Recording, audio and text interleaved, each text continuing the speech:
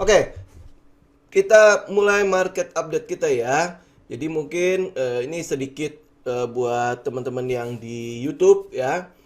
Kalau teman-teman belum tahu, kita selalu hadir di Selasa, ya hari Kamis dan hari Sabtu. Jadi Selasa dan Kamis itu adalah market review, ya hari Sabtu itu adalah market update. Jadi tayangnya kapan? Tayangnya pada hari Selasa dan Kamis itu sekitar jam 9 malam ya. Kenapa ya? Karena jam 7 kita ada live Zoom. Jadi ya paling sampai jam 8 ya, ada proses editing, jam 9 kita sudah tayang. Itu mungkin ya kalau di YouTube itu minus Q&A ya, minus Q&A. Nah, untuk yang hari Sabtu, yang sekarang Sabtu ini itu tayang sekitar jam 10-an, jam 10-an sampai jam 11 lah ya. Kenapa ya? Karena kita ada live juga. Ya live dari jam 9 sampai jam 10 lewat. Jadi nanti proses editing ya sekitar jam 11 sudah tayang ya. Nah, itu dulu program kita yang di YouTube. Jadi buat teman-teman yang ada di YouTube ya, mungkin yang baru silakan subscribe ya. Jadi teman-teman jadi tahu gitu ya, ada jadwal kita selalu ada video-video di hari-hari itu ya. Nah, hari-hari selanjutnya bagaimana? Lagi persiapan ya, lagi persiapan. Moga-moga proyeknya udah selesai, jadi kita bisa isi di hari-hari ganjil itu ya. Jadi Senin, Rabu, dan hari Jumat untuk ya mungkin sedikit mengenai psikologi. Jadi jangan lupa untuk di like ya buat teman-teman yang ada di alumni yang mungkin di live ya, live Zoom ya. Ya seenggaknya ya support kita gitu ya, dengan hanya like aja juga udah cukup lumayan kok untuk channel ini ya. Oke. Baik, kita mulai market update kita ya. Nah, update market kita ini mungkin kita mulai dulu ya dari bagaimana globalnya ya, bagaimana global. Kalau dari indeks harga saham gabungan sih masih sama. Saya masih melihat bahwa jadi kita masih berharap ya. Indeks itu cuma koreksi sehat gitu ya, buat nutupin gap sama retest. Kemudian masih menuju ke target kita masih di sekitar 7.000 ya. Itu kurang lebih dari indeks harga saham gabungan. Tapi kita mau lihat dulu yang di global ya. Di global Dow Jones sendiri sudah mengalami koreksi. Koreksinya Dow Jones itu kenapa ya? Ya. Nah, salah satu yang mungkin yang sedang diantisipasi oleh pasar adalah nanti ini tanggal 17. Nih ya, tanggal 17 bulan 2. Jadi ada namanya notulen rapat FOMC ya, FOMC. Ini cuma notulen tok. Jadi kita mau melihat bagaimana perkembangan menjelang kenaikan suku bunga yang mungkin akan terjadi di sekitar nih ya tanggal 15 sampai tanggal 16 Maret mendatang. Nah, tanggal 15 sampai 16 Maret itu juga ada summary dari economy projection untuk kedepannya kira-kira akan seperti apa US market, ekonomi US-nya sendiri dan marketnya US sendiri ya. Nah, kalau kita lihat dari tingkat inflasi, ini yang sebenarnya yang dikhawatirkan oleh pasar kan. Tingkat inflasi, ini kan tingkat inflasi ada dua ya, mungkin sekedar pengetahuan aja ya. Ada tingkat inflasi yang tahunan, ada tingkat inflasi inti. Inti itu cuman mengeluarkan sektor makanan dan energi ya. Makanan dan energi kan kadang-kadang nggak stabil ya. Nah, inti itu yang di luar itu ya. Mungkin kalau di Indonesia disebut sebagai indeks harga konsumen ya, indeks harga konsumen. Nah, Indonesia juga sebenarnya ada tingkat inflasi inti. Nah, di indeks harga konsumen itu kan mencakup makanan sama energi ya. Nah, kalau yang di intinya dua sektor ini dikeluarkan. Nah, jadi intinya. Ya, jadi kalau teman-teman lihat dari sini, ini tingkat inflasi sama tingkat inflasi inti, bedanya itu hampir sekitar 1,5%. Berarti ada lonjakan pada sektor makanan dan energi sebesar 1,5% sendiri kedua sektor itu. Nah, kalau lihat dari inflasinya, wah ini udah lebih tinggi lagi nih. Kalau dalam 25 tahun ini adalah yang paling tinggi. Kalau maksimalnya, masih ada nih tahun berapa nih, tahun jebot ya. Di tahun 1980 sampai 1940-an ya, atau 50-an lah. Yaitu tinggi ya, ada sampai 20%, ini ada sampai 15%. Tetapi dalam 25 tahun terakhir ini udah tinggi sekali. Ini udah tinggi banget ya. Jadi pasar itu agak khawatir, yaitu apakah The Fed bikin kejutan nggak nih tanggal 17 ini. Maka dari itu diantisipasi dulu. Ini kan datanya sebenarnya masih berkutik pada ancaman-ancaman itu ya. Jadi nggak lari kemana-mana. Nah, ancaman selanjutnya itu adalah perang ya, perang Ukraina sama Rusia. Ukraina didukung oleh NATO, US ya. Nah, Rusia sendiri ya kabarnya ya pasti kelompok-kelompok timur lah ya. Ada di situ ada Cina ya, biasanya ya kayak gitulah ya kelompokannya mereka itu udah musuh bebuyutan dari lama lah. Ya ini kelihatannya semakin memanas nih, semakin memanas. Sampai kemarin kalau tidak salah Presiden Prancis sampai terbang ke Rusia untuk menjadi penengah nih. Ya, dia terbang ke Rusia. Oke, Rusia bilang, "Oh, enggak, itu cuma latihan perang doang." Terbang ke Ukraina, Presiden Ukraina malah nggak percaya, ya. Nah, ini yang membuat panas suasana, ya, panas suasana sampai ya oil kita ya memang secara teknikal kan dia memang udah cukup strong ya, strong uptrend ya. Oil kita mulai terus naik nih. Ya, oil teman-teman bisa lihat ya, oil. Nah, ini sasarannya itu untuk saat ini targetnya sekitar 98 atau 100 ya, 100. Tetapi kalau itu masih terus memanaskan situasi, terus kalau tidak salah persediaan minyak di US juga semakin menipis. Jadi dia akan terus menyedot nih. US sendiri akan terus menyedot persediaan yang ada nih, yang mereka yang negara-negara produsen pasti udah kebagian ya.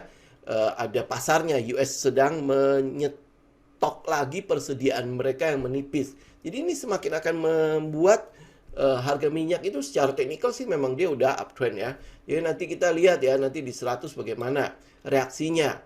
Ya, apalagi kalau perang itu sampai terjadi, ini bisa ke sini lagi nih, sekitar 115, 125. Nah, kalau minyaknya sendiri mendidih begitu, sedangkan ini kan kebutuhan pokok ya.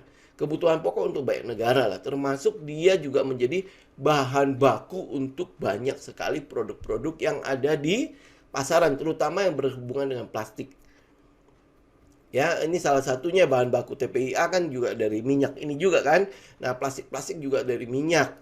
Ya, jadi ini cukup berhubungan dengan banyak kepentingan lah ya, banyak kepentingan. Dan minyak ini juga itu kan dipakai untuk transportasi, bla bla bla bla segala macam kan. Nah, kalau dia semakin tinggi ya bagaimana dengan kabar biaya logistik? Otomatis akan meninggi gitu. Ya, karena minyak ini bukan cuma kita lihat dari bensin segala macam enggak ya. Ini minyak mentah yang nanti akan diolah kan, bisa menjadi bensin, solar ya, oli, terus biji-biji plastik termasuk aftur. Ya, aftur termasuk juga ya yang kapal-kapal laut segala macam pasti banyak menggunakan diesel kan, solar kan. Ya kan? Nah, ini apa kabar? Ya kalau dia terus meninggi, apakah mungkin akan terjadi ya overheating yang mungkin pernah terjadi di 2013. 2013 kan dia ada di sekitar 120, 130 ya. Nah, kalau kita masih dalam taraf eksportir minyak, ya fine-fine aja, bener gak? Ya, baik-baik saja. Tapi waktu di 2013, ya ini harga pada saat dia udah tinggi-tingginya, kita itu udah net importir, apalagi sekarang. Ya kan? Sekarang ya pasti lebih ke arah net importir kan? Jadi ini bukan untuk itu lah ya, buat mendebar fear. Saya tahu teman-teman tidak suka fear, ya tidak suka, tetapi butuh waspada. Butuh waspada karena komposit kita ya memang buat sebagian orang ini adalah euforia. Tapi jangan lupa ancamannya tetap ada. Sehingga kita netral nih melihat pasar. Ada peluang kita ambil. Ya, kalau peluang kita ambil, tetapi kita juga di satu sisi kita waspada. Ya, nah kewaspadaan kita ini ada alertnya nih. Ya, ada satu alert di XAU USD. Di ini nih, teman-teman lihat. Ya, kita udah sempat memantau ini sampai berapa lama kan? Kemarin itu dia mau jebol nggak jadi. Mau jebol nggak jadi. Hari ini beda loh. Hari ini beda. Nah, what happened? Biasanya korelasinya antara emas sama oil itu kebalik. Ini kok bisa bareng-bareng? Ya, korelasinya biasanya dia kebalik. Jadi kalau oil naik, biasanya emas turun. Berarti kan adanya aktivitas ekonomi. Biasanya kalau permintaan oil lagi tingginya, berarti ada aktivitas ekonomi. Ya kan? Nah, sedangkan Kalau aktivitas ekonomi ada, berarti kan posisinya adalah mereka berani beresiko, ya. Ada likuiditas yang diguyur segala macam. Nah, ini kok mendorong harga emas juga naik. Emas ini kan adalah safe haven, ya. Kenapa dia naik? Secara teknikal dia sampai jebol loh dari trendline yang ada. Ya, ini walaupun daily ya. Tapi ini sudah memberikan kepada kita sebuah indikasi. Wah, ada apa nih? Ada antisipasi apa yang sedang dilakukan oleh orang-orang terhadap safe haven ini? What happened? Ya, nah jadi otomatis ya kita berharap ya. Ini cuma false breakout doang. False breakout nanti dia turun lagi. Tapi yang kita mau tunggu ini ya tinggal konfirmasi doang. Dia retest terus naik lagi nggak? Nah, kalau dia naik lagi, oh berarti harusnya ada peningkatan terhadap resiko ekonomi yang akan terjadi. Oke? Nah, kita lihat lah ya dari yang Amerika sendiri ya memang inflasinya cukup mengkhawatirkan sehingga membuat obligasi di US itu naik kan? Obligasinya mulai naik. Kemudian ini masih terus diperparah oleh kenaikan dari harga-harga komoditas. Harga komoditas teman-teman lihat sendiri ya. Ini kan oil segala macam ya. Ini batu bara ya. Batu bara ini masih bertengger di 240. It's good sebenarnya untuk perusahaan-perusahaan batu bara. Nah, ini sebenarnya peluang kan. Ini sebenarnya kesempatan kan. Nanti kita akan lihat ya kesempatan-kesempatan di sini kan. Yang mungkin sudah pernah saya mention itu adalah karena ancaman ini kan masih real. Ancaman ini masih real. Oleh sebab itu yang kita lakukan adalah peluang yang di ancaman ini ada nggak? Nah, ya. Jadi yang kita cari adalah kemungkinan besar adanya penguatan pada US dollar dan pelemahan pada rupiah. Nah, yang kita incar adalah perusahaan-perusahaan yang diuntungkan karena keadaan itu. Ya, karena keadaan itu. Jadi makanya kalau teman-teman tahu ancamannya, kita memilih sahamnya juga berdasarkan peluang yang tercipta karena ancaman ini. Jadi bukan karena fear. Ya, bukan karena fear, tapi teman-teman melihat pasar itu menjadi lebih netral. Oke, kita butuh netralitasnya itu. Jadi tidak wah euforia, oh berarti udah semua saham kita hajar. Ya nanti begitu dianjlok, nah dia pasti akan duluan kabur. Ya, sahamnya harganya otomatis akan anjlok duluan juga. Ya, nah sedangkan kalau perusahaan-perusahaan yang memiliki kekuatan atau peluang di balik ancaman ini, ya pasti dia paling ya turun ya rebound-nya akan lebih cepat. Kenapa ya? Karena pasar mungkin panik seketika, biasalah kalau retail kan begitu ya. Oh, pokoknya udah gue jual dulu. Nah, mikirnya nanti. Ya, itu kan biasanya kayak gitu, ya. Nah, di tengah kenaikan dari harga-harga komoditas ini, itu juga akan menaikkan barang-barang yang diproduksi oleh manufaktur. Nah, kita balik lagi ya, lihat yang Indonesia. Ya, Indonesia bagaimana dengan makronya Indonesia? Mungkin beberapa waktu yang lalu kita udah sempat mention ya. Ya, waktu di 2021 pada saat booming komoditas, yes, kita punya data makro luar biasa. Kita adalah salah satu negara bersama dengan Filipina ya. Filipina adalah untuk ASEAN itu adalah PDB-nya berhasil naik begitu tingginya ya. Ya, disusul Indonesia, ada satu lagi di Vietnam, ya kan? Jadi kita berhasil rebound sih dari keadaan yang tadinya terpuruk karena pandemi, kita berhasil rebound, ya, kita berhasil rebound. Tetapi rebound-nya kita, ya ini juga teman-teman juga mesti lihat pada transaksi nih ya, neraca perdagangan kita. Kemarin ya mungkin di 2 tahun yang lalu lah selama pandemi pada saat booming komoditas, kita diuntungkan. Ya devisa kita datang banyak. Kenapa? Karena kita adalah negara komoditas. Kita punya komoditas banyak banget. Batu bara, gali, kirim, bisa. Nikel ya. Terus habis itu teman-teman lihat timah, tembaga, emas, segala macam kita punya semua. CPO kita juga punya. Oil juga sebenarnya kita punya, cuman untuk dipakai di dalam negeri kita udah nggak cukup. Makanya kita lebih banyak yang diambil itu untuk diekspor, diolah. Nah, kilang-kilang kita kan nggak sanggup untuk mengolah minyak mentah yang ada kan, jadi makanya diekspor. Jadi ini kita diuntungkan, maka dari itu neraca perdagangan kita surplus, ya surplus. Di mana ekspor kita jauh lebih besar daripada import kita. Kenapa import kita bisa kecil? Ya karena bersyukur juga karena pandemi kan, aktivitas manufakturnya berkurang. Jadi kebutuhan bahan baku dari luar itu berkurang juga, tetapi tidak untuk waktu dekat ini. Teman-teman mungkin kalau misalnya lihat dari beberapa bulan ini ya, beberapa bulan kita bisa lihat dari ekspor kita. Nih ekspor ya. Ekspor kita mulai mengecil ya, mulai mengecil. Kalau teman-teman lihat di grafiknya ya mulai turun nih.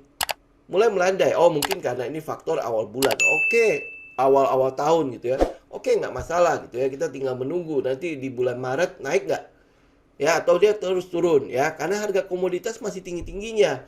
Berarti kita masih bisa berharap lah ya kalau ekspor kita mungkin agak-agak stabil. Tetapi ancamannya nongol nih dari import. Aktivitas manufaktur kita kan udah meningkat ya, berarti kebutuhan bahan baku mulai naik lagi. Jadi kita akan mulai lihat ada lonjakan pada import. Nah, kalau import ini udah mulai stabil kan dari bulan bulan Mei sampai hari ini udah mulai stabil nih, udah mulai kayaknya aktivitas manufaktur kan udah mulai naik ya. Itu sebenarnya good news buat ekonomi kita. Aktivitas ekonomi sudah mulai jalan, tingkat konsumsi sudah mulai meningkat ya. Berarti permintaan kepada manufaktur udah mulai meningkat juga. Ya itu sebenarnya good news ya. Bad newsnya itu adalah kita sebentar lagi akan mengalami yang namanya kita akan mengalami yang namanya defisit transaksi berjalan. Ya, kita akan mulai mengalami itu. Ya, di mana import itu mulai kembali stabil. Nah, ekspor kita gimana cara agar dia bisa lebih meningkat lagi dibandingkan dengan sebelumnya? Ya, bagaimana caranya agar kita bisa mendapatkan itu? Nah, kalau ini tidak bisa dilakukan, ya berarti defisit neraca APBN kita juga akan mulai membesar kembali. Memang sekarang kan masih dikasih ya sampai 6%. Biasanya kan 3% tuh karena pandemi ya, jadi dilonggarkan menjadi sekitar 6%. Tapi itu semua masih bagus ya, masih bagus. Cuman kalau data makro kita itu terus melemah ya. Ekspor kita nggak naik-naik, nggak kunjung naik ya, import kita terus membengkak, defisit kita mulai terjadi, tapering ya, suku bunga naik, berarti Bank Indonesia akan ekstra kerja keras nih untuk mengintervensi market. Karena cadangan devisa kita juga udah mulai terkuras kan untuk mengintervensi kan ini. Teman-teman bisa lihat ya. Cadangan devisa kita karena seiring dengan membaiknya ekspor ya, import kita turun, kan kita berhasil ngumpulin nih, kita berhasil nabung lumayan. Tetapi seiring dengan membaiknya ya aktivitas manufaktur, berarti import naik ya, ekspor kita masih stuck di situ. Ya bahkan beberapa waktu yang lalu kan kita sempat melarang ekspor CPO, melarang ekspor dari batu bara, ya berarti kan ini masih stuck nih. Ya. Nah, otomatis cadangan devisa kita ya maksudnya harusnya masuk devisa kan, kalau surplus kan mulai akan terkuras. Nah, kalau mulai akan terkuras, berarti ini Bank Indonesia akan kerja keras tuh. Pada saat suku bunga The Fed akan naik, Bank Indonesia bisa naikin suku bunga nggak? Belum tentu. Kenapa? Karena tingkat inflasi kita masih rendah. Ya ini suku bunganya aja dia masih dipertahankan kan di 4,25%. Itu berarti masih bertahan nih. Ya, dia bisa naikin nggak? Belum tentu loh. Belum tentu bisa naikin. Kenapa? Karena kalau dinaikin suku bunganya, otomatis yang namanya ekonomi akan mandek. Kan orang kalau suku bunga rendah, orang berani untuk mengambil kredit. Ya suku bunga rendah itu memacu kegiatan ekonomi. Ya mereka berani ngambil kredit, ekspansi segala macam. Tapi kalau suku bunga dinaikin, kan mikir dong. Sekarang aja pengusaha udah masih mikir kan. Wah, ini pandemi masih ada. Gue kalau misalnya melakukan ekspansi, oke nggak ya? Ya, terus habis itu kalau suku bunga naikin, tambah lagi kan dia mikir kan. Wah, suku bunga sekarang udah naik nih. Ya, GMW aja, giro wajib minimum aja sudah naik. Berarti kan itu akan memperketat si perbankan untuk mengeluarkan atau menyetujui atau mendapatkan yang namanya kredit. Berarti benar-benar akan disortir dengan sangat-sangat ketat kan. Wah, berarti ini mungkin tidak akan kayak kemarin lagi waktu pandemi di mana oh kur gampang, oke lu punya apa gua hajar gitu kan, terus oh mau kredit ayo. Kredit murah itu banyak banget. Nah tetapi kedepannya di mana giro wajib minimum sudah boleh dinaikkan ya, berarti penyaluran kredit akan lebih ketat, mereka akan jauh lebih menyeleksi lu sanggup nggak, bener nggak gini. Ah sebenarnya itu bagus juga ya, bagus juga untuk mencegah terjadinya default kan, it is good ya, tetapi itu juga akan membuat ekonomi kita rada-rada mandek. Orang nggak berani ekspansi terlalu berlebihan. Ya, oke. Nah, itu saling berhubungan satu antara yang lain. Jadi oleh sebab itu, apa yang kita lakukan? Kita lakukan balik lagi ke komposit kita. Kalau gitu ya mendingan gue liburan aja. Nggak masalah. Kalau buat teman-teman yang investasi, ya investor ya, siapkan uang aja. Siapkan uang cash. Karena kita nggak tahu juga kapan dia crash. Oh, bisa juga nggak crash. Mungkin terjadi kejutan di tempat lain ya. Mungkin The Fed akhirnya membakar lagi uang ya. Terus habis itu diikuti oleh percetakan uang secara besar-besaran oleh negara-negara lain. Bisa jadi. Ya, jadi akhirnya disokong lagi kayak waktu pandemi kemarin ya. 2 tahun itu disokong oleh percetakan uang. Tapi apakah bisa dicetak terus? Ya siapa tahu loh ya, oh ternyata bertahan 1 tahun lagi. Jadi tidak pecah nih, tapi semakin membesarkan balon itu. Oke, nah jadi kita nggak pernah tahu kapan dia terjadi, kapan dia akan benar-benar krisis. Kalau krisis kan sebenarnya itu adalah berita baik untuk kita yang siap. Oke, berita baik untuk kita yang siap. Mungkin ini mengulang waktu di 2019, waktu tiba-tiba anjlok karena corona. Kalau teman-teman belum pernah mengalami, kenapa ya orang-orang selalu bilang, oh kalau krisis itu berita gembira. Ya lihat lagi balik, itu cuma 3 tahun yang lalu kok. 2 tahun, 3 tahun yang lalu. Teman-teman pasti bisa membeli BCA di harga murah sekali. Ya BBRI ambil murah banget lah. Big Cap kapan lagi beli di harga bajai, harga Avanza. Ya Mercy loh, Mercy dibeli di harga segitu. Tipis 2 tahun kemudian teman-teman bisa mendapatkan return yang luar biasa. Nah ini juga sama. Kalau krisis datang, itu sebenarnya berita gembira. Kalau dia anjlok, berita gembira. Jadi nggak usah sedih, nggak usah bilang, wah nanti tebar fear, segala macam. Kita nggak bisa optimis terus, guys. Ya kalau ini apalagi di pasar seperti ini. Kan pasar turun naik kan. Makanya kenapa kita punya psikologi harus netral. Sehingga kita bisa mengambil peluang-peluang yang ada. Justru kalau kita tenggelam dalam euforia, saya ada satu komen yang cukup menggelitik ya. Misalnya kayak TPIA itu udah jelas-jelas tinggi banget ya, udah jelas tinggi banget, dikejar begitu anjlok ya kemarin ARB dicari kambing hitamnya, oh gara-gara retail. Ya itu udah jelas-jelas udah ngaceng begitu ya, sorry ya kata-kata udah jelas-jelas begitu ya, dikejar. Itu kan sama teman-teman ngejar truk yang sedang melaju kenceng. Wah, kemungkinannya buat memberhentikannya ada nggak sih? Nggak ada. Ya kan? Maka dari itu cari tahu dong kira-kira di mana rest area dia akan berhenti. Ya dari situ teman-teman naik. Bukan pada saat dia lagi naik lari kenceng baru teman-teman kejar. Enggak. Ya, nah makanya nanti kita akan lihat ya beberapa saham yang mungkin masih ada di pit stop. Mungkin udah masuk ke dalam rest area. Kita mau lihat peluang-peluang seperti itu di tengah ancaman-ancaman yang ada. Ya. Itu kurang lebih kita update marketnya seperti itu. Jadi market kita ya memang masih belum menunjukkan apapun ya. Apakah ancaman udah lewat dengan breakout dari trendline itu terus habis itu membentuk all time high indeks harga saham gabungan? Belum, ancamannya ada. Nah, sekarang peluangnya apa? Ya. Peluang yang bisa kita ambil itu seperti apa?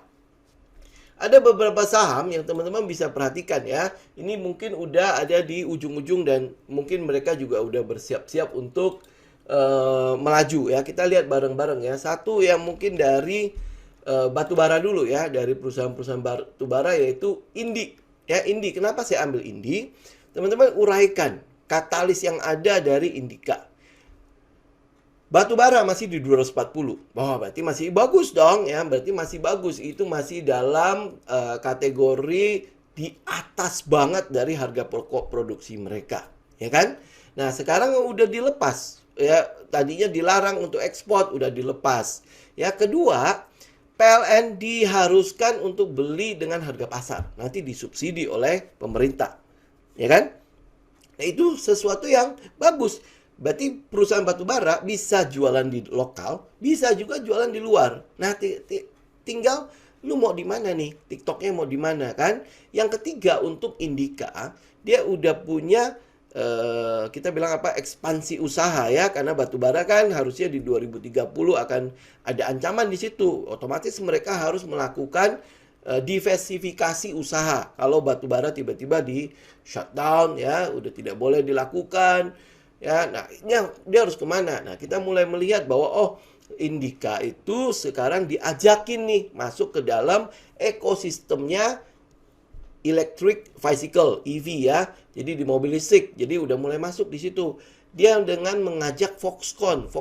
Foxconn ini siapa? Foxconn ini kurang lebih ini adalah produsen atau pembuat iPhone. Hah? Nah, itu ya kurang lebih kalau teman-teman pusing ya Foxconn ini seperti apa. Nah, itu yang diajakin oleh IBC. IBC itu adalah Indonesia Battery Company. Jadi ini adalah perusahaan yang kita bilang kedepannya itu akan menjadi something lah ya. Kenapa? Karena baterai mobil listrik itu adalah komponen utama dari mobil listrik itu sendiri, dan baterai itu adalah komponen yang akan terus digunakan ya, karena baterai kan ada umurnya kan, baterai ada umurnya ya. Teman-teman bisa lihat sendirilah beberapa waktu yang lalu di mana pemilik Tesla sampai membakar ya Teslanya. Kenapa? Karena harga baterainya jauh lebih mahal daripada mobilnya katanya. Ya. Gitu ya. Nah, jadi ini mungkin adalah sesuatu yang mungkin kedepannya akan bagus ya. Nah, kita lihat dari secara teknikal untuk si indikasinya sendiri. Kalau nanti di Q&A ya kita bahas lebih detail ya. Indikasinya sendiri ini kalau misalnya dia breakout ya, breakout dari high yang sebelumnya, ini mungkin udah mulai ada potensi untuk kita bisa melakukan buy ya, melakukan buy. Targetnya coba sebentar ya, targetnya sebenarnya bisa sampai ke sekitar ini. Nah, ini adalah targetnya ya, tapi ya kita nggak muluk-muluk banget. Ini aja rasio udah 1:3 kalau dia break dari high sebelumnya ya, break dari high-nya ya, break dari high yang terjadi sebelumnya. Ini kalau kita entry ya, break high. Nah, ini mungkin ada satu ancaman sebentar ya, resisten dari struktur sebelumnya. Nah, terus ya, ini potensinya itu kurang lebih 1:3, ada sekitar hampir 40%. Ya, lumayan ya, dari katalis-katalis yang ada, teknikalnya juga cukup mensupport. Oke. Ini untuk Indika dulu. Terus habis itu kita lihat dari ini.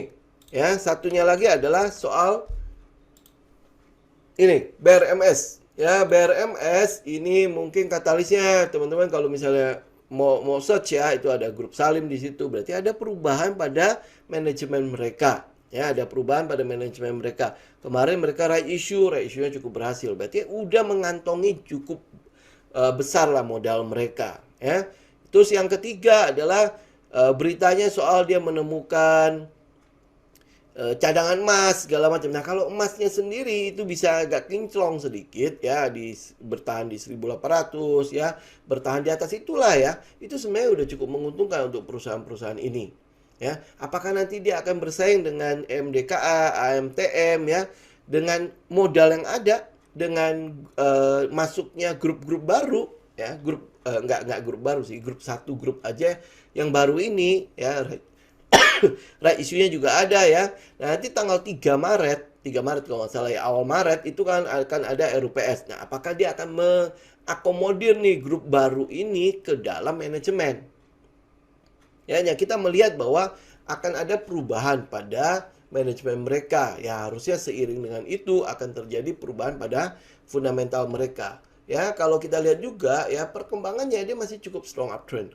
Ya, perkembangan dari si BRMS memang kelihatan banget ya, kayak liar banget ya, liar banget. Ini sesuatu yang masih wajar ya, liar. Kenapa ya? Karena dia masih dalam taraf dimana dia akan mulai sebuah trend yang baru ya.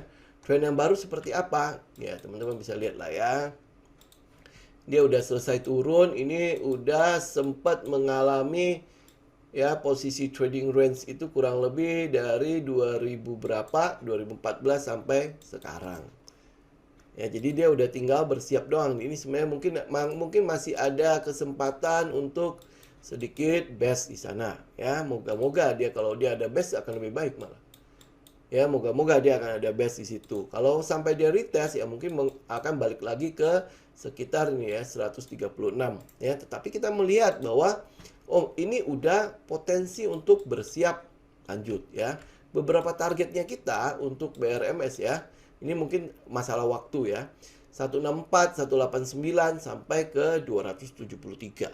Ya, kita tinggal lihat aja nanti tanggal 3 Maret itu ada kejutan nggak. Tetapi jangan tunggu tanggal 3 Maretnya. Karena pasar pasti akan udah price in kalau keputusannya sudah diambil ya. Jadi lihat teknikalnya. Ada peluang masuk di situ ya. Trading system teman-teman ya, kemarin kan saya bikin satu pooling tuh ya, ada sekitar 17% dari teman-teman yang ada di YouTube ya, yang subscribe di YouTube itu memiliki trading system. Artinya teman-teman pasti tahu dong kalau ada sinyal-sinyal yang mungkin keluar dari saham ini. Saya cuma kasih insight aja, berarti teman-teman udah bisa bikin trading plan-nya ya.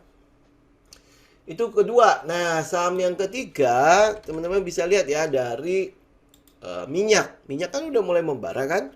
Ya, berarti ya kita mulai lihat ya beberapa saham minyak. Ini salah satunya adalah Medco. Ya, Medco. Teman-teman lihat yang harga sekarang ya dibandingkan dengan kalau saya tarik ya, lihat dari big picture-nya ya. Dari big picture-nya kita bisa lihat dia udah mulai ada breakout di situ. Ya, ada breakout trendline. Berarti ini sebenarnya memberikan kepada kita sinyal bahwa gua akan mulai nih.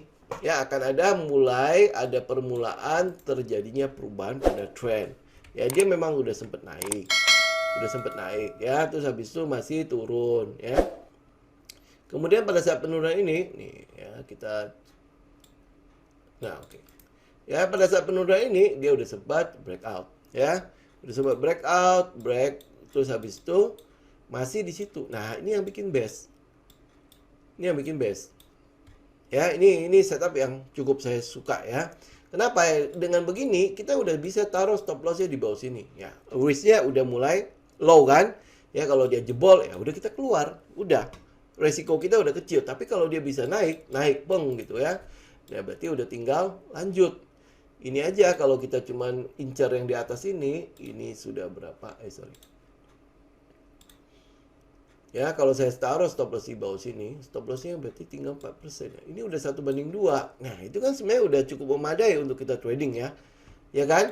Apalagi kalau seandainya dia bisa ngincar sampai ke atas. Di sinilah. Ini 1/7. 1/7. Lumayan, itu sekitar 30%. Ya. Nah, kalau Medco begitu, apa kabar dengan Elsa? Ya, Elsa juga sama ya. Tuh, ya, potensi untuk kita trading kan juga ada. Kalau kita lihat dari sini, ya, area ini nih, 272. Ini kan dia udah sempat retest nih. Udah break ke atas ya. Ya, udah sempat break ke atas. Ini mungkin masih akan ada satu nih. Kalau dia bisa nongol di daerah sini, bagus nih. Ya, nah ini 286 kalau dia bisa break. Teman-teman bisa spekulasi buy di 276 ya sampai ke 286. Ya, targetnya teman-teman juga bisa targetin di sini juga bisa. Ya, nggak usah tinggi. Ya, kita cuma mau lah antisipasi ini udah 1/2. Nah, ya target di puncak ini aja sudah 1/2. Puncak di sini ini udah berapa? Puncaknya 1/5. Ya, 1/5 juga udah bisa. Ya, kalau puncak yang di situ, wah, gua optimis banget nih dia bisa sampai ke trendline atas 1/8. Lumayan ya. Ya kan? Nah, ya ini untuk Elsa. Kemudian teman-teman juga bisa lihat Pegas. Ya, kita berhubungan dengan energi dulu. Nih, Pegas. Apa yang kita lihat di sini? Ini kan dia sempat ada pullback ya. Ada sempat pullback di sekitar berapa ini? 1360. Dia sempat break, kemudian dia pullback. ya. Emang lebih baik ya, lebih baik kita jauh lebih senang untuk ngambil Pegas itu di sekitar trendline ini nih. Jauh lebih aman ya. Tapi ada peluang juga kita bisa spekulasi di sana. Peluangnya cuman dari sini, ini berarti apa? 1/3 ya. Dari sini nih kalau dia bertahan nih di 1360, peluang kita sampai sini aja cukup. Ya ini aja udah 1/3. Tapi kalau teman-teman nggak tahu maruk ya udah 1/2. 1/2 berarti di puncak sebelumnya. Nah, ya puncak sebelumnya. Ini puncak sebelumnya. Ya buat trading swings lumayan. Ya ini untuk Pegas, ya teman-teman bisa perhatikan. Kalau misalnya mau ikut, ya sebenarnya sih masih bisa sampai ke atas nih. Ya saya kasih picture yang gedenya ya. Nih, ya sampai ke atas trendline. Masih ada peluang nih sampai ke atas itu. Nih sampai ke nih sini ya. Ya ini lihat di weekly. Kalau trendline itu. Ya kalau dia turun,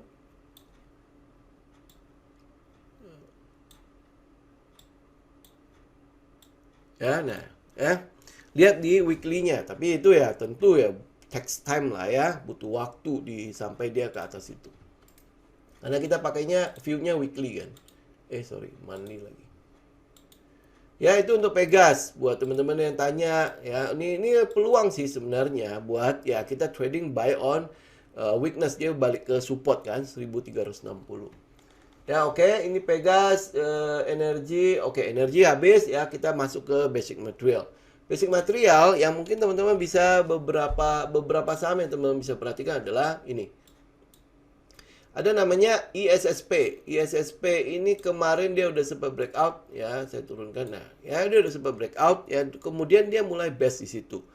Ya, angka yang mungkin yang kita mau lihat dia bertahan itu adalah di sekitar ini nih.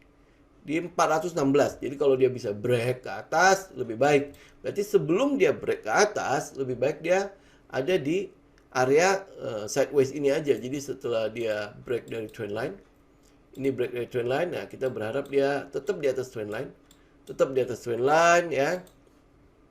Ya di daerah-daerah sekitar itu. Ya kalau kita lihat dari ini kenapa turunnya sampai kayak gini.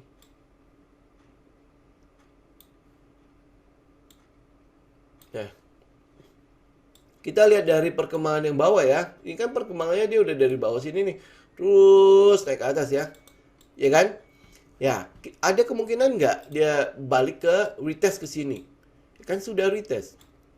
Ya, tapi dia tidak sampai menyentuh. Berarti ini sebenarnya ada sebuah, kita kalau di price action bilangnya, oh ini ada kemungkinan untuk bullishnya lebih tinggi. Ya, kenapa dia tidak sampai menyentuh?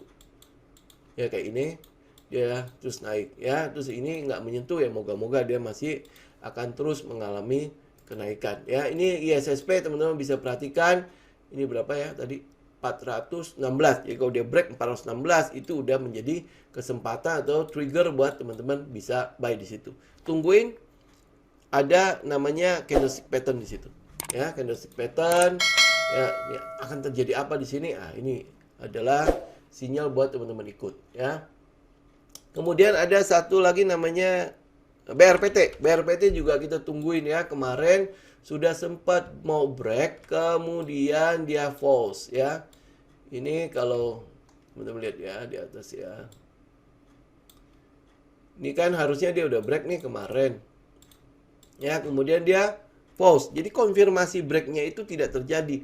Jadi dia false. Nah, peluang untuk BRPT ini mungkin akan retest ke 970 atau retest lagi ke trendline bawah. Kenapa? Karena ini udah kebiasaan banget ya si BRPT ya.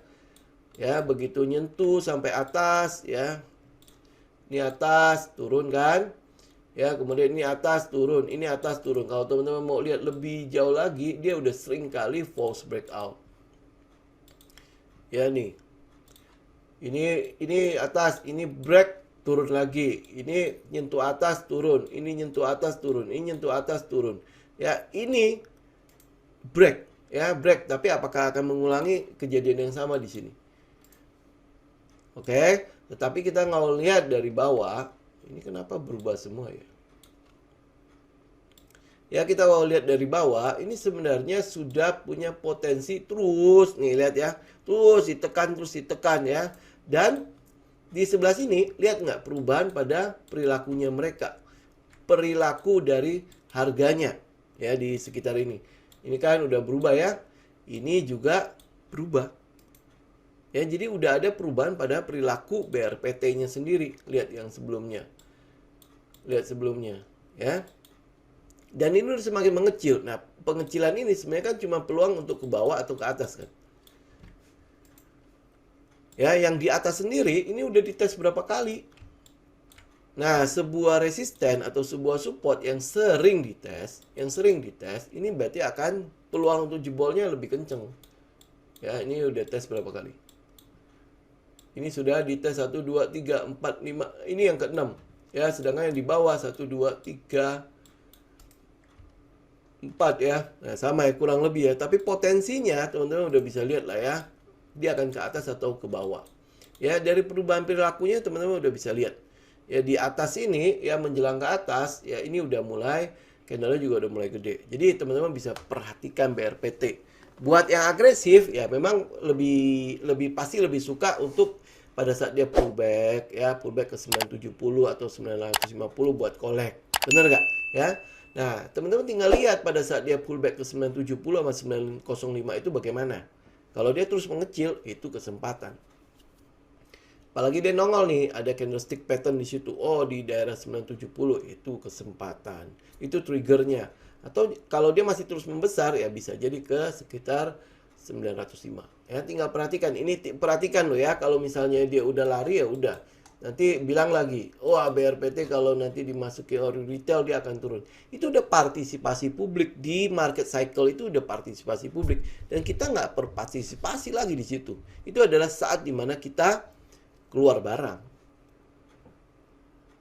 Ya, oke. Nah, habis itu Aisyah, ini buat diperhatikan ya, Aisyah, buat diperhatikan. Dia ada satu peluang untuk kita masuk di sekitar 228. Ya, kenapa 228? Di situ ada demands yang nongol. Ya, ini kayak di sini demands ya, di sini demands ya. Nah, kita berharap dia break di sini ada demand yang keluar juga. Ya, ini perhatikan ya, 200 benar ya 228. Ya, sekitar 228 sampai 230 ya, perhatikan di situ. Bagaimana mereka bereaksi. Kalau dia misalnya base begini, lebih baik. Jadi begitu dia break turun ya kita tahu di mana kita harus keluar, ya. Oke? Jadi ya perhatikan teman-teman ya. Jadi area ini ya 230 sampai berapa ini? Ya 250 lah. Ya, area situ teman-teman perhatikan. Ini udah mulai ada promosinya buat si Aisyah ya, tapi ya teman-teman ya tinggal lihat area-area yang risknya lebih rendah lah buat kita masuki ya. Kemudian mungkin teman-teman pasti akan tanya soal Friends. Ini udah sebenarnya ini udah tinggal bersiap doang. Ya, dia balik ke sekitar 84. Oke, kita nanti tinggal lihat ya 84 reaksinya gimana. Kalau dia bertahan, ya harusnya udah mulai ada sequel nih untuk terus meninggi ya. Sasaran pertamanya kan di sini dulu. Ya, kalau 98 atau 100 bisa jebol, ya kita udah tahu bahwa dia akan lanjut. Ya, ini kalau di weekly sasaran kita di sini juga udah enak kok. Ini udah 1/4 kalau di ke atasin. Ya 1/5 lah. Ya 1/5-an. Ya, jadi teman-teman perhatikan itu. Jadi ini sini ada berapa saham? 1 2 3 4 5 6 7 8 9. Nah, terakhir ya, saham terakhir adalah ini. MAPI ya, MAPI ini saya sengaja taruh di akhir. Kenapa? Karena ancamannya kan masih gede ya soal PPKM ya. Tapi ini adalah saham yang sudah sebentar, yang di sana jangan dilihatin. Oke. Ya. Jadi yang ini udah tinggal bersiap untuk jalan sebenarnya. Cuman ya karena ancaman sekarang itu masih PPKM, tapi boleh kita berspekulasi di situ. Jadi teman-teman jangan lupa perhatikan. Kenapa? Karena kita lihat di lapangan ya. Omikron itu gejalanya ringan banget. Walaupun mungkin sebaran yang kena itu gede. Ya, sebaran yang kena itu gede. Maka dari itu kita lihat PPKM itu cuma sampai level 3. Pemerintah nggak langsung langsung level 4 waktu di Delta kemarin. Ya, kenapa? Ya karena bor atau tingkat hunian di rumah sakit itu kan kecil. Ya, bahkan kemarin sudah pemerintah sudah bilang kan, yang sakit ringan, yang sakit menengah, ya agak-agak sedikit tidak terlalu berat ya, isolasi mandiri itu bisa isolasi mandiri. Ya, saya udah lihat beberapa teman saya itu isolasi mandiri dan itu sembuh. Dan itu sembuh. Apakah ini adalah varian terakhir dari corona ini? Ya, kita nggak tahu juga ya. Kenapa? Karena sangat mild banget. Sangat mild gejalanya, sangat mild. Kita bisa isolasi mandiri, kita biasa teman-teman yang sudah vaksin mungkin lebih ringan lagi gejalanya. Terus habis itu kita masih bisa memanfaatkan obat-obatan yang ada. Katanya kalau demam minum Panadol atau paracetamol. Ya, kalau ada flu ya berarti teman-teman ambil analgesik atau apa gitulah ya. Kalau ada batuk ya minum obat batuk. Ya kayak gitu-gitu saja. Ya, yang penting antibody ya, yang penting adalah stamina itu udah cukup kuat ya, udah berarti udah selesai nih sebenarnya. Nanti kita bisa mulai berteman karena di Eropa aja banyak negara Eropa sudah mulai buka. Karena sangat mild banget ya gejalanya ya, udah kayak flu biasa. Paling ya kayak misalnya kayak saya nih, suaranya mulai berubah. Ya, kayak gitu ya. Kadang-kadang cuma itu doang sugesti. Gue kena nggak ya? Cepet-cepet antigen. Oh, negatif. Oh, antigen lagi negatif. Antigen lagi negatif. Ya kan banyak kayak gitu ya. Nah, karena mild, maka dari itu teman-teman perhatikan ini ya. MAPI. Bisa jadi ya berarti udah lewat aja. Nah, kalau udah lewat harusnya nggak ada alasan lagi untuk menahan pergerakannya si MAPI. Ya. Oleh sebab itu jangan lupa diperhatikan ya. Kalau kita lihat targetnya ke 113 aja sebenarnya itu udah 1:3. Ya, kalau misalnya teman-teman ambil yang di bawah ya tinggal lihat ya stop loss kita di mana ya. Ini harusnya bisa lebih tinggi daripada 3. Kita lihat di weekly deh. Nah, oh ya benar ya. Oh di sekitar itu. Ya sekitar 1:3. Ya jadi yang di high sebelumnya nih. Ya pergerakannya. Jadi dia balik ke sebelum pandemi.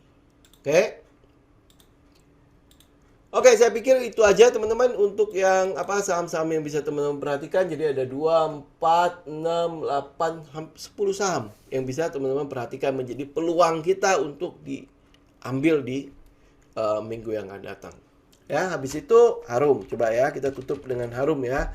Harum sama sih kayaknya masih di 9.700 nunggu ini udah mau nih. Udah mau mencapai area tersebut 9.300 9.700. Jadi perhatikan ini ya. Kalau Harum itu punya peluang ke sana, Adaro harusnya punya peluang ke sana. Ya. Kita tinggal lihat. Cuman ya untuk sekarang makanya kan kalau misalnya teman-teman lihat dari perspektif nikel, batu bara ya. Sekarang anginnya itu ada di Indi. Anginnya itu ada di Indi. Kalau teman-teman mau lihat teknikalnya, anginnya masih ada di PTBA. PTBA juga sentimennya lumayan di gasifikasi. Ya, karena dia akan menjadi perusahaan batubara pertama yang gasifikasi, walaupun ya dibiayai oleh pemerintah ya. Tapi itu adalah perusahaan pertama yang akan memulai gasifikasi batubara. Jadi sekarang anginnya untuk batubara itu ada di Indi sama di PTBA. Kalau Indi ke depannya yaitu ikut mobil listrik. Sedangkan untuk PTBA kedepannya mungkin akan ada gasifikasi dari si batubara. Jadi kita mau mengurangi import dari LPG. Jadi kalau ini berhasil ya harusnya sih PTBA lumayan. Nah, kalau dia bisa jadi pionir, apakah perusahaan-perusahaan batubara yang lain akan ikutan? Ya, misalnya contoh Indi ya, Indi selain di mobil listrik, siapa tahu dia ikutan juga gasifikasi.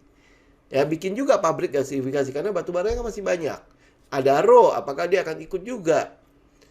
Ya, jadi teman-teman lihat ke depannya, tren ke depannya kurang lebih akan jadi seperti itu. Batubara mungkin akan dilarang, ya berarti ya selanjutnya batubara akan dijadikan gas. Ya tinggal ya kita lihat nanti anginnya kemana. Kalau anginnya masih ada di situ ya ayo kita ikut ke sana. Ya mungkin itu teman-teman untuk market update kita hari ini ya, semoga cukup bermanfaat ya. Jangan lupa nanti datang ke YouTube di like ya. Ya, bantu algoritmanya kita. Oke, thank you semuanya. Kita akan ketemu lagi di hari Selasa minggu depan ya. Semoga semua market aman-aman saja ya, dan kita ketemu lagi minggu depan. Happy weekend semuanya. Tetap sehat ya.